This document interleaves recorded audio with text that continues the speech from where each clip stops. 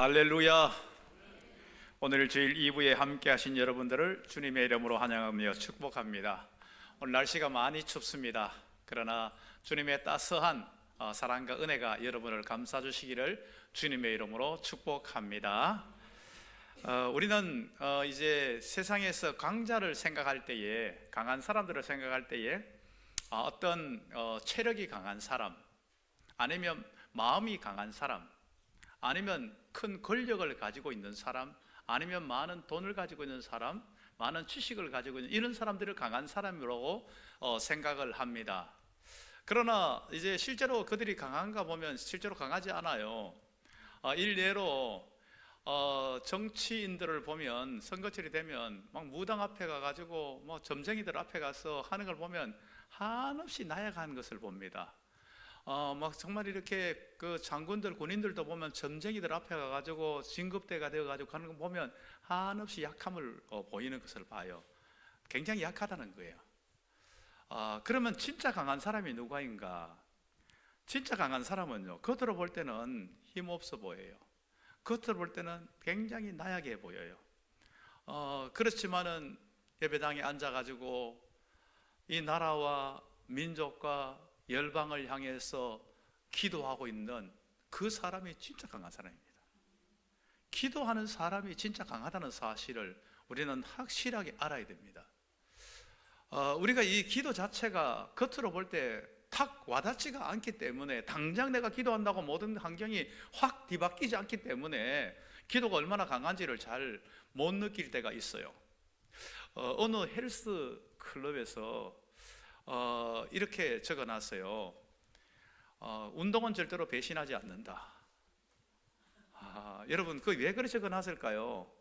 운동을 막 그냥 했는데도 별로 표가 안 나는 것 같아요. 표가 안 나는 것 같아가지고 그러다 보니까 중간에 막 포기를 해버려요. 그런데 내가 지금 이 운동한 것 이거 절대로 어디 안 간다. 너의 근육, 너의 체력, 너의 모든 근력에 다 언젠가는 다 남아있게 될 것이다. 이걸 잊지 말고 꿋꿋하게 운동을 해라. 이제 이것 때문에 붙여놓은 거예요. 기도가 그래요. 기도가 당장 내가 기도한다고 해가지고 뭔가 티가 안 나니까 하다가 뭐 해도 안 해도 별거 차이도 안 나는 것 같으니까 안 하는 그런 식으로 가는데, 기도할 때 내가 진짜 강해지는 거예요. 저도 그런 적이 있었어요. 저희 모친이 굉장히 기도를 많이 했거든요. 거의 뭐 새벽 기도 정도 수준이 아니라 밤을 새워서 기도할 정도로 그렇게 기도를 많이 했어요. 이불을 싸들고 그냥 그 교회 그냥 그 기도실에서 늘 사시다시피 하는데, 그런데 어머니는 분명히 나를 위해서 기도 많이 하는 것 같은데 저는 풀리는 게 하나도 없어요. 그래서 어머니가 기도하는 게 싫어졌어요. 그리고 떠들 때는 나를 붙들고 기도하려고 하면 됐어요, 그만 놔둬요, 나 바빠요 하면서, 사실은 내 마음 내면에는 기도해도 별 것도 없구만, 뭐 그렇게 기도하나 안 하나, 기도 안 하는 애들이나 기도한 나나 차이도 없구만, 뭘 그렇게 자꾸 그렇게 엄마 피곤하게 그래 해, 이런 식으로 내심 약간 반항기가 있었어요. 그런데요, 기도는 절대로 딴 데 어디 안 가더라고요.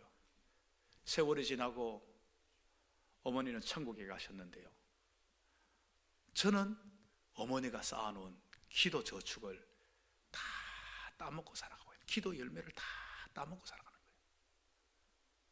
제 신학교 동기들이요, 저보고 그런 이야기를 했어요. 너는 어디에 큰 백이 있냐고. 누가 굉장히 계속 그랬었어요. 저는 아무도 없어요. 아무도 없어요. 그런데 정말 큰 백이 있는 것 같은 일들이 계속 이루어지고 있어요. 저도 제 자신이 잘 모를 정도로 어머니가 밤을 새워서 기도해 놓은 거 당장은 이루어지지 않았는데, 하나님이 때가 되니까 그 모든 것 하나하나 다 이루셨다는 겁니다. 여러분, 이것을 알고 믿는 사람은요, 절대로 기도 포기하잖아요. 끝까지 기도의 자리를 지킵니다. 기도는 딴 데 안 갑니다. 결국은 그 기도가 결국은 아름답게 열매 맺게 된다는 겁니다. 그런데 문제는 우리 기도 생활이 비상 버튼 누르듯이 기도한다는 것이 문제예요. 엘리베이터를 탔는데 엘리베이터에 여기 비상벨이 빨간 게 있잖아요. 그건 언제 누릅니까? 평소에는 안 눌러요. 비상시에만 팍 눌러버립니다. 뭐 갑자기 멈춰가지고 있거나 뭐 문제가 생길 때. 그런데 우리의 기도가 그런 식으로 하고 있다는 겁니다. 문제가 생기면 기도하고, 그리고 문제 끝나면 기도 안 해버리고, 그건 기도 생활이 아니에요. 그거 기도 생활이 아니에요. 그렇게 해서는 영적 강자가 될 수 없어요. 기도는 늘 항상 호흡하듯이 늘 항상 기도가 우리 가운데 자연스럽게 이어질 때에, 일이 있으나 없으나 늘 항상 이 기도가 이어질 때 우리는 진짜 영적인 강자가 될 수 있는 거예요. 그럴 때 영적 강자가 되는 거예요. 우리가 정말 이렇게 기도하게 될 때에 우리의 삶은 달라집니다. 어떤 분이 이런 고백을 했어요.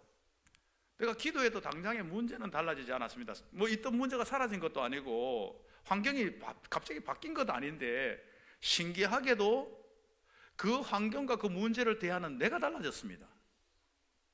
어떻게 달라졌느냐? 그 환경을, 그 문제를 이길 수 있는 힘이 생겨버렸다는 겁니다. 이전에는, 기도하기 전에는 그 문제 앞에서 무너졌는데, 그 환경 속에서 내가 굴복해버렸는데, 그런데 그것을 아무렇지도 않게 이겨나가고 있는 내 모습을 봤다는 거예요. 그 모든 것들을 극복하는 내 모습을 발견하게 됐다는 거예요.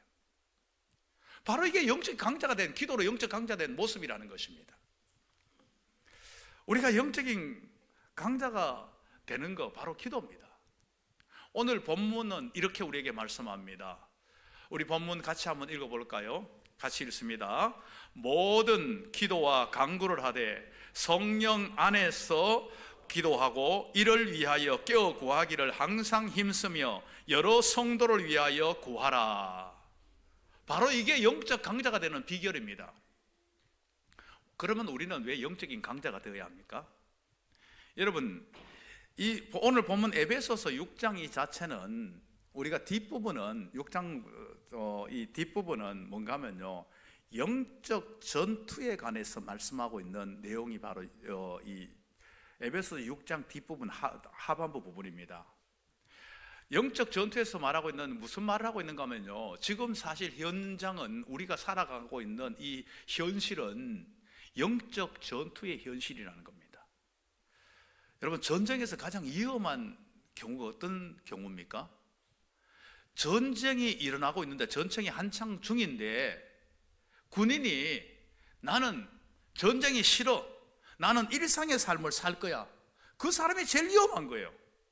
전쟁에 나서면 내가 전쟁이 싫어, 전쟁 좋아하는 사람 누가 있습니까? 전쟁 싫어하더라도 전쟁이 일어났으니까 전쟁 속에서 자신을 대비할 수 있는 투구도 써야 되고, 거기에 맞는 군복도 입어야 되고, 거기에 대한 무기도 가지고 있어야 된다는 거예요. 바로 이것을 이제 에베소서 6장은 말씀합니다. 이 전쟁이, 이미 영적 전쟁이 일어나 있다는 거예요. 싫건 인정하건 인정하지 않건 전쟁은 일어나 있다는 겁니다. 눈에 안 보인다고 없는 게 아니에요. 공기가 죽으면 눈에 안 보인다고 공기가 없는 게 아니고, 우리는 끊임없이 산소를 마시고 있어요. 분명히 눈에 보이지 않지만 전쟁은 있다는 거, 영적 전쟁이 있다는 걸 알라는 겁니다. 그럼 이 영적 전쟁에서 어떻게 하는, 전신갑주를 입으라는 거예요. 진리의 허리띠를 띠고 평안의 복음의 신을 신고 구원의 투구를 쓰고 의의 흉배를 붙이고, 이렇게 전신갑주를 입으라는 거예요. 전신갑주를 입으라고 하고 난 후에 맨 마지막에 18절에서 이 모든 것 가운데 기도와 간구를 하라는 겁니다. 무슨 말입니까? 이 모든 것들을 작동하게 하는 힘의 원동력이 기도라는 거예요. 이 기도할 때에 이 모든 것들을 힘있게 작동해 나갈 수 있다는 것을 우리에게 말씀해 주고 있다는 겁니다. 이렇게 기도할 때에 이 영적 전투에서 강하게 설 수 있는 영적인 강자가 된다는 것을 우리에게 분명히 말씀하고 있는 겁니다. 그러면 우리가 영적인 강자가 되기 위해서 우리가 어떻게 해야 될까요? 그 첫 번째로 우리가 영적인 강자가 되기 위해서는 기도의 범위를 넓히라는 겁니다. 여러분, 그럼 오늘 본문 보면요, 열심히 기도하고 또 기도하라 이렇게 하면 될 텐데, 모든 기도와 간구를 하되, 모든 기도와 간구라고 표현하고 있습니다. 그러면 왜 그냥 기도라고 이야기하지 않고 기도와 간구라고 표현했을까? 이 기도와 간구의 차이는 뭔가 우리는 한번 생각해 볼 필요가 있을 것 같아요. 기도와 간구의 차이는 뭡니까? 기도는 이제 좀 큰 범위 안에서 우리가 생각할 수 있는 거예요. 기도는 뭔가 하면요, 하나님의 뜻, 하나님의 영광, 하나님의 여러 가지 선하심을 인정하는 이것을 하는 예배적인 성격이 강한 게 기도예요. 그러니까 하나님의 관계, 하나님의 존재, 하나님의 영광, 이 모든 걸 인정하는 이러한 것이 기도입니다. 그럼 간구는 뭔가? 간구는 내가 어렵고 힘들고 답답하고 안타깝고 힘들 때에, 그럴 때에 간절히 아뢰는 것, 그때 간절히 매달리는 것, 이게 바로 간구입니다. 그러면 여러분, 이게 간구하고 기도가 왜 그러면 둘 다 필요하냐? 기도와 간구가 둘 다가 필요한 이유가 뭔가 하면요, 이 기도는 하나님을 바라보게 합니다. 하나님의 영광, 하나님의 뜻, 하나님의 위대하심을 바라보게 만듭니다. 그리고 이 간구라는 것은 우리가 이 살아가는 실제적인 현실 속에서 어렵고 힘들고 이 절박한 위기의 고통, 이 모든 것들을 하나님 앞에 호소하면서 아뢰는 거예요. 하나님, 나 살려주세요.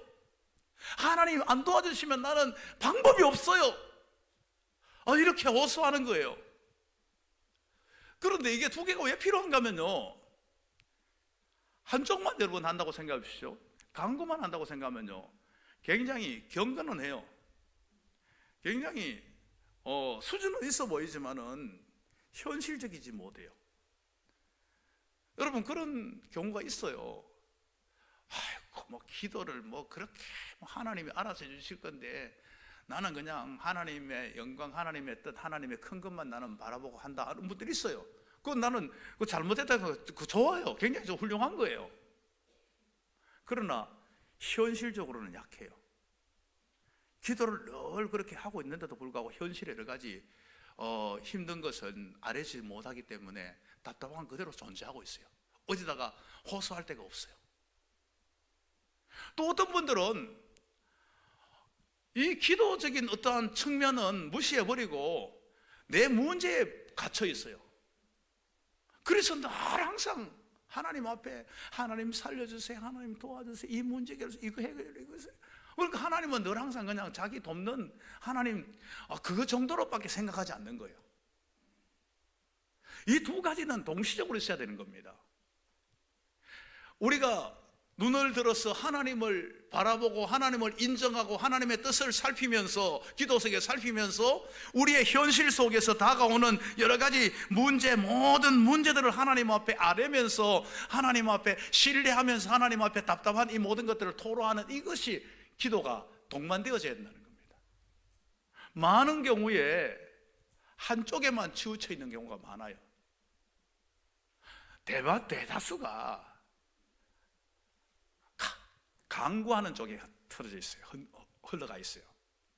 간구만 많이 하지 정말 하나님의 선하시고 위대하시고 하나님의 영광을 위한 정말 그러한 먼저 그의 나라와 그의 열관, 이런 부분 약한 모습을 우리가 가지고 있다는 것. 두 개가 같이 되어 있을 때에, 그럴 때에 진짜 영적인 강자가 될 수 있다는 것을 우리에게 보여주고 있다는 것입니다. 그 다음에 영적 강자가 되기 위해서 두 번째로 우리가 생각할 수 있는 것은요, 기도의 능력은 성령님께 있다는 겁니다. 오늘 본문에서 이렇게 말씀합니다. 항상 성령 안에서 기도하고, 그냥 열심히 힘써 기도하면 될 텐데, 그렇게 말하면 될 때 성령 안에서 항상 기도하라는 거예요. 왜 이렇게 말씀하고 있을까요? 여러분, 열심과 능력은 다릅니다.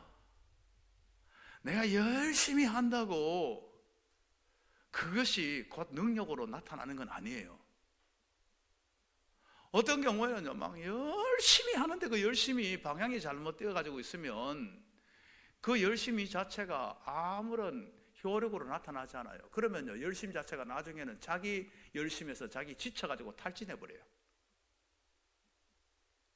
아마 하나님 막 이게 날라고 막 그냥 목이 터지라고 막 하는데 아무 결과가 없어요. 어떻게 합니까? 탈진하고 포기해 버려요. 여러분, 우리가 아무리 열심을 가져라도 방향을 잘 잡고 열심을 가져야 됩니다. 뭔가 바른 뜻 가운데서 열심을 가져야 되는 거예요. 그 열심 자체가 내 중심, 내 감정, 내 의지, 내 뜻, 내가 중심이 되어가지고 열심 가지면 그것이 욕심으로 바뀌게 되고, 그것이 나의 야망으로 바뀌게 되고, 그것이 잘못된 방향으로 막 가는 거예요.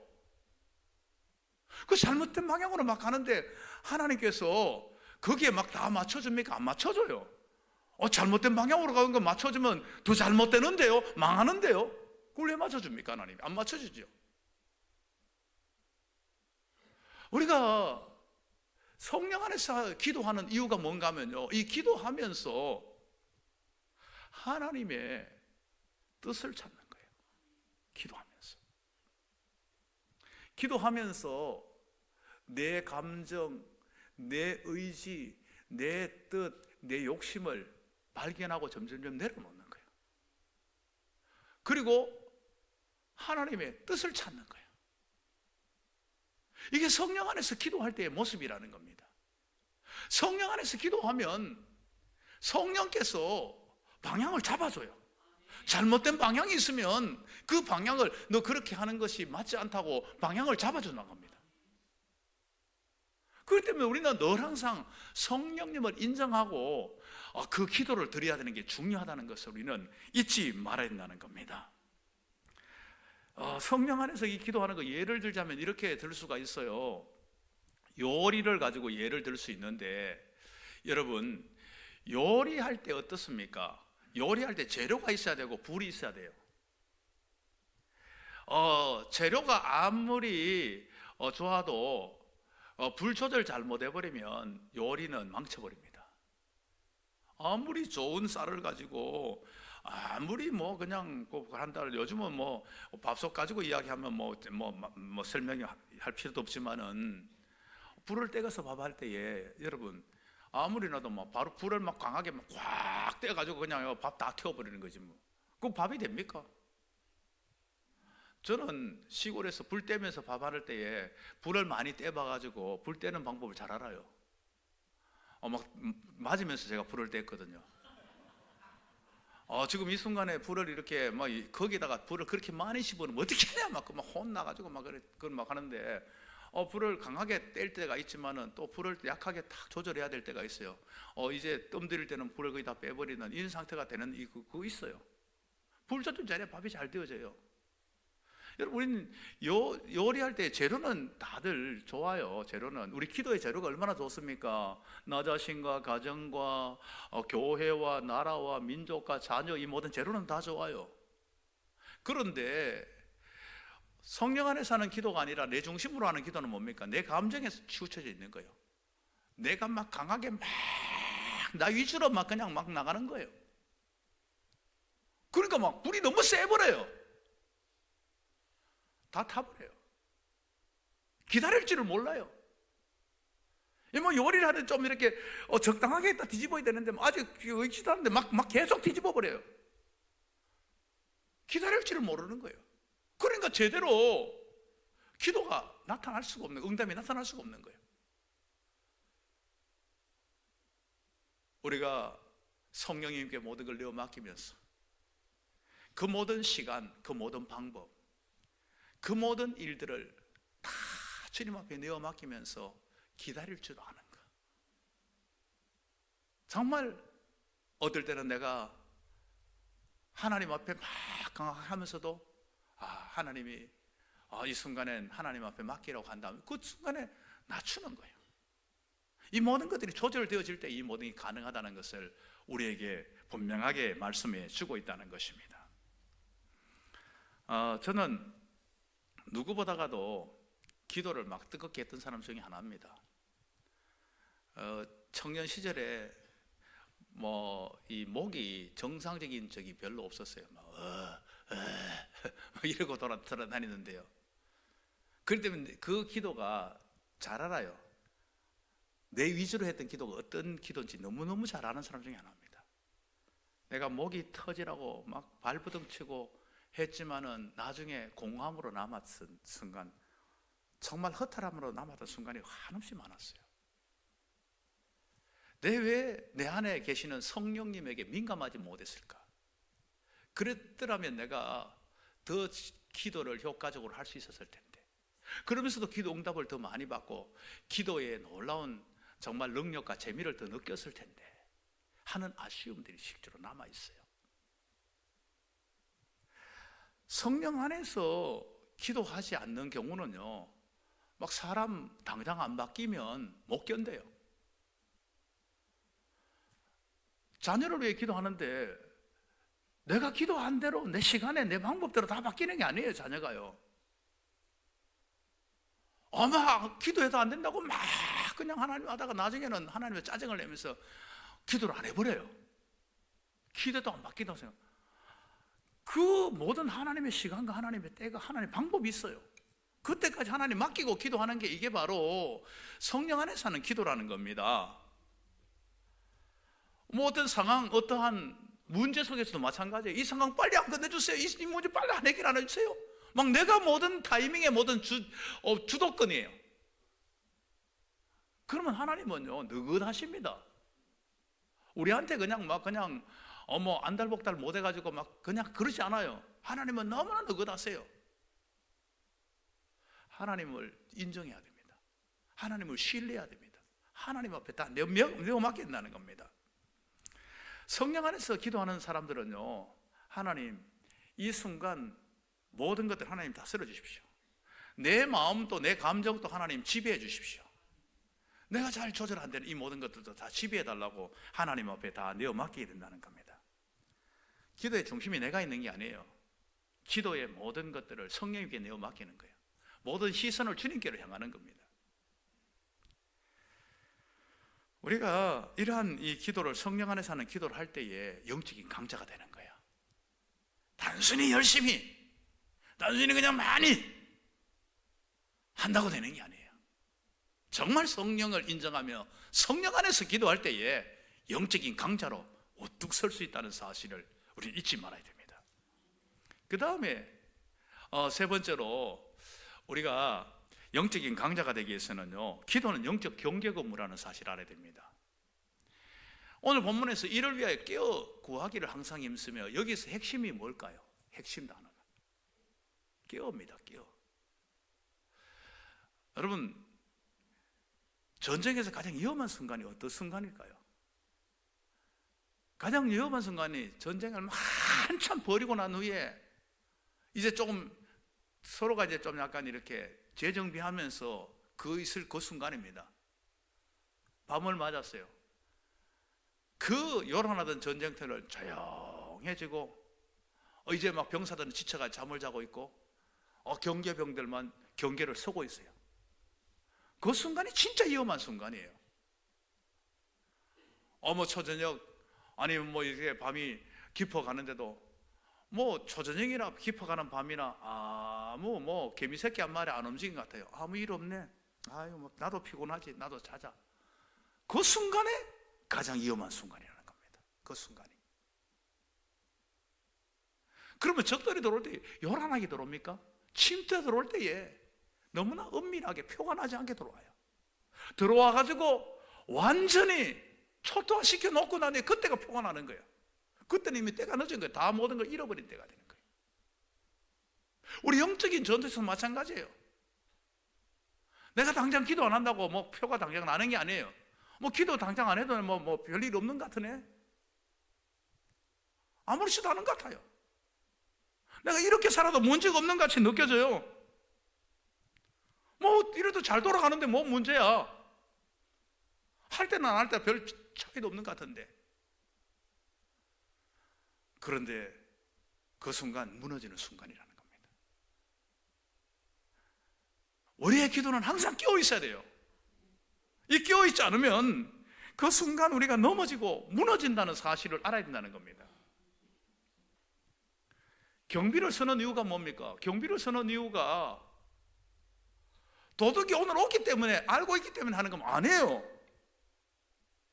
오늘 올지 안 올지 몰라요. 그러나 올지도 모르니까 우리는 서고 있는 거예요. 365일 중에서 364일이 안 올 수 있어요. 그러면 364일 안 왔으니까 역시 안 오는구나 하고 365일째는 그냥 편하게 딱 있는 순간에 도둑이 들어오는 거예요. 그러면 364일 했던 것은 아무 소용없어요. 우리는 항상 깨어 있어야 된다는 겁니다. 항상 깨어 있어야 된다는 겁니다. 기도가 이렇게 항상 깨어 있는 거, 기도는 뭐 문제가 생겼기 때문에 하는 게 아니에요. 사후 처리하는 게 기도가 아니에요. 대비하는 겁니다. 그런 일이 있다는 것을 대비하면서 우리는 끼어서 기도하는 것이, 기도라는 것을 우리에게 분명히 말씀해 주고 있다는 겁니다. 끼어서 기도한다는 건 뭡니까? 기도를 형식적으로 하지 않는다는 거예요. 타성에 젖어가지고 종교 의식으로 기도하지 않는다는 거예요. 우리의 마음, 우리의 정성이 다 들어가 있는 우리의 모든 것들이 온전히 주님께로 향하는 그 마음으로 아까 말씀드린 것, 간구와 기도가 같이 동반되어서 하는 게, 이게 깨어있는 기도라는 것을 우리에게 말씀해 주고 있다는 겁니다. 영적으로 민감한 상태로 기도하는 거예요. 영적으로 민감한 상태로 있는 게 깨어있는 상태입니다. 경계병은 민감해야 돼요. 모든 분위기에, 모든 상황에서 민감해야 됩니다. 그래서 내가 자꾸만 뭔가 예배가 귀찮아지고 있다. 그러면 지금 현재 뭔가 나에게 정말 영적인 이상 신호가 왔구나. 민감해야 됩니다. 말이 갑자기 막 거칠어지기 시작해요. 내가 지금 마음이 지금 현재 황폐해지고 있구나. 영적인 지금 민감함을 깨달을 줄 알아야 됩니다. 관계에 자꾸 문제가 생겨요. 그러면 그 부분, 내가 영적으로 내가 뭔가 문제가 있구나. 내가 자꾸만 뭔가 막 교만해지기 시작한다. 문제가 있다는 걸 알아야 된다는 겁니다. 이게 바로 영적인 민감함이라는 것을 우리는 알아야 된다는 겁니다. 영적으로 민감하지 않으면요, 분별력을 잃어버립니다. 절제력을 잃어버립니다. 감정에 치우쳐버립니다. 영적인 민감함이 없을 때 나타나는 현상들이 그런 현상들이라는 것을 우리는 알아야 된다는 겁니다. 우리는 영적으로 민감한 것이 어떤 한때만 아니라 아침에 일어나면서 주님, 오늘도 정말 주님과의 깊은 교제와 연합을 이루게 해주십시오.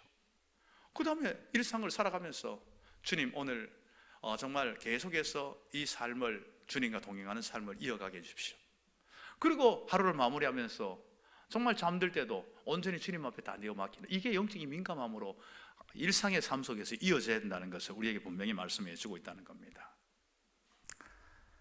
이제 마지막으로 우리가 영적으로 강자가 되기 위해서는 어떻게 해야 됩니까? 타인을 위한 기도가 영적으로 강하게 한다는 겁니다.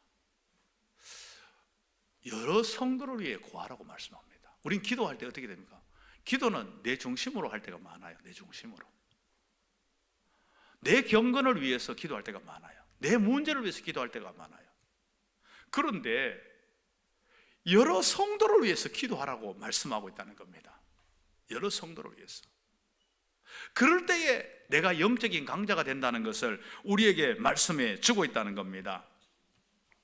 우리는 개인 기도에 굉장히 강한데, 개인적인 것으로 강한데, 오늘 성경은 다른 사람을 위해서 기도하는 것을 신경을 쓸 때 우리가 영적으로 강해진다는 것을 말씀해 주고 있는 거예요. 여러분, 좀 이렇게 후진적인 나라들, 어려운 나라들의 특징이 뭔지 알아요? 국민 모두가 다 못 사는 게 아니에요. 빈부격차가 굉장히 큽니다. 국민 대다수가 못 살고 있고, 잘 사는 사람들은 진짜 잘 살아요. 아프리카에 제일 못 사는 나라들 같은 경우에도 선교사님들 이야기 들어보면요, 그 집에 그냥 외제차가 4대 5대가 있다는 거예요. 밖에서 사는 사람들은 한 끼를 못 먹어가지고 그러고 있는데, 그 사람들은 그렇게 산다는 거예요. 그 사람들에게 전혀 안 돌아봐요. 내 배만 채우면 돼요.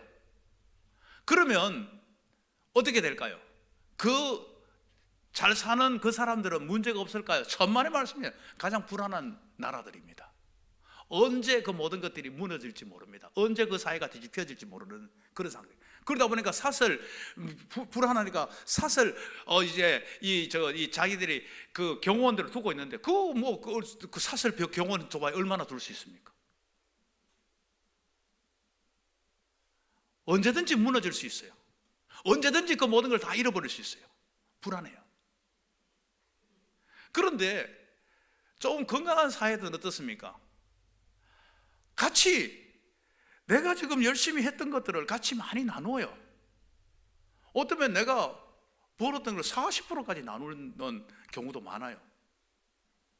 그래가지고 그 사람들과 함께 이제 나누는 것이 되니까 사회가 같이 안전한 사회로 바뀌어져요. 모든 것이 안전한 사회로. 자, 이것을 여러분 우리의 기도 생활에도 마찬가지입니다. 내 혼자만 기도 열심히 하면 되지 뭐 남 기도할 겨를이 어디 있어. 천만의 말씀이에요. 내가 기도를 열심히 하면 다른 사람들 기도를 열심히 해줘야만이, 그래야만이 내가 영적으로 안정된 삶을 누려요. 내 혼자 영적 독불장군으로 살아갈 수 없어요. 내가 열심히 기도하는 이 모든 것들이 다른 사람을 위한 기도를 잘했을 때에, 그럴 때에 나도 살고 다른 사람들도 사는 그런 형태가 되는 거예요. 사도행전 말씀에서 베드로가 옥에 갇힙니다. 베드로가 죽게 돼요. 그런데 베드로가 죽게 되는데 베드로 죽으면 죽는 거지, 사람은 다 한번 죽는 거지 뭐 어떻게 하겠냐고 그대로 내버려 둔다면 어떻게 될까요? 베드로는 죽겠죠. 그런데 교회가 베드로 죽는 거 부분 가지고 막 모여가지고 간절히 기도해요. 교회가 모여서 간절히 기도하는데 하나님께서 천사를 보내가 베드로를 그 감옥에서 빼내버립니다. 베드로를 살려버려요. 베드로 살리는 것을 거치는 것이 아니라 그 기도하는 그 교회가 기도로 깨어나도록 만들어요. 하나님의 놀라운 능력을 체험하도록 만들어요. 세상이 무섭지 않는 강한 자로 만들어버려요. 여러분, 바로 내가 다른 사람을 위해 기도할 때 그런 결과가 나타나는 거예요. 우리는 그러잖아요. 사회보장제도가 잘 되어 있는 나라들은 내가 좀 열심히 일해가지고 세금 많이 냈는데 내가 일 못할 때가 됐을 때 걱정 안 해요. 일 못할 때가 되더라도 나는 그냥 가만히 있어도 그 모든 것들을 나한테 다 준다는 걸 알아요. 마찬가지입니다. 내가 남을 위해서 열심히 기도하는 사람들은요, 내가 정말 힘들 때에 다른 사람이 나를 위해서 기도한다는 거 알아요. 나만 위해서 기도했던 사람은요, 내가 정말 어려울 때, 정말 내가 기도할 힘도 어떠한 체력도 없을 때, 그때 돼가지고 내 혼자 있다 할 때 너무 외롭고 힘들어요. 그런데 내가 지쳐가지고 기도 못할 때가 왜 없겠어요?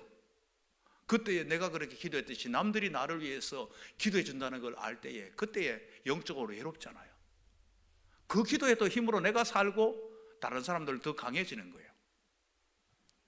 바로 이게 영적인 강자가 되는 모습이라는 것을 우리에게 말씀해 주고 있다는 것입니다. 영적 강자는 자기 문제에 붙들려 사는 사람이 아니라 다른 사람의 짐을 지고 돌아볼 줄 알고 기도하는 사람이 영적인 진정한 강자라는 것입니다.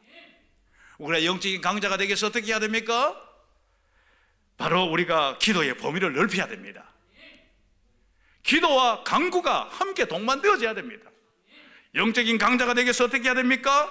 기도의 능력이 성령님께 있음을 알아야 된다는 겁니다. 항상 성령 안에서 기도해야 됩니다. 기도의 강자가 되기 위해서 우리가 무엇을 해야 됩니까? 영적 경계 근무가 바로 기도입니다. 깨어 있어야 됩니다.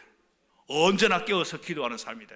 우리가 영적인 강자가 되기 위해서는 우리가 나 자신만을 위해서 기도하는 것이 아니라 타인을 위한 기도가 영적인 강자로 만듭니다. 여러 성도를 위하여 구하는 이 기도가 바로 영적인 강자가 되도록 만듭니다. 이러한 은혜가 우리 모든 성도들에게 있기를 주님의 이름으로 축복합니다.